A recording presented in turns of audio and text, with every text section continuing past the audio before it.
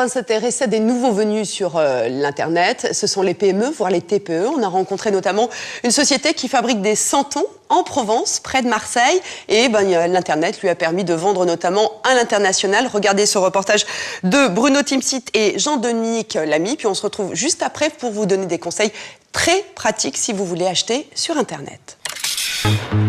À 2 pas du Vieux-Port de Marseille, une entreprise familiale. Dans cet atelier, 25 salariés. Le travail est artisanal.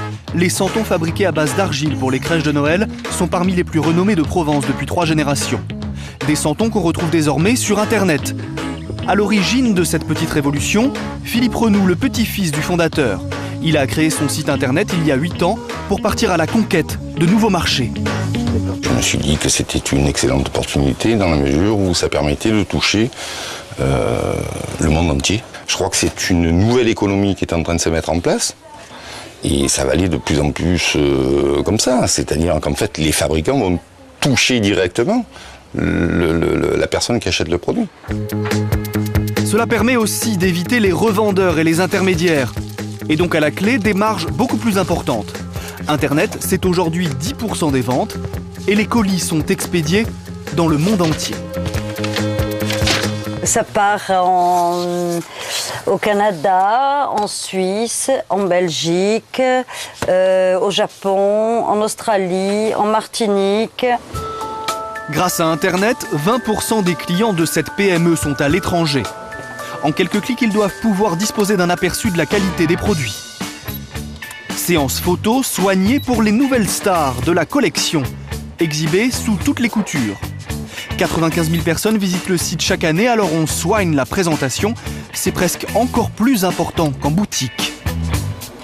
Si on fait une prise de vue comme ça sur différents angles, c'est afin que nos clients qui consultent nos santons sur Internet et n'ont pas le santon en main, bien sûr, mais qu'ils le voient sous différents angles, de la même manière que quand on le prend sur l'étal d'un marchand et on le regarde sous tous ces angles.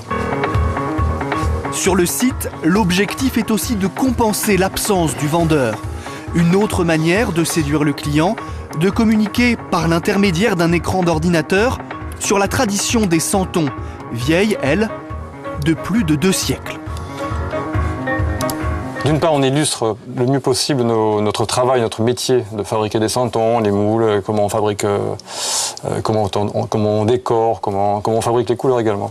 Et puis, on essaie aussi d'amener, sans trop en faire, pas mal de textes également, du rédactionnel, qui permet d'illustrer à la fois sur le plan historique, sur le plan traditionnel, sur le plan comment faire une crèche, qu'est-ce que l'on y met. Alors, il y a des petits cailloux, il y a des morceaux de bois, il y a des brindilles.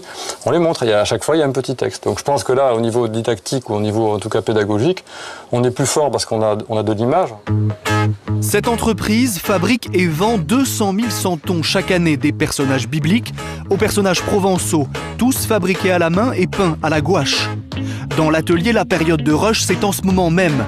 Et sur ce plan, Internet ne change rien aux traditions. Cette PME réalise près de la moitié de son chiffre d'affaires dans les 2 mois qui précèdent Noël.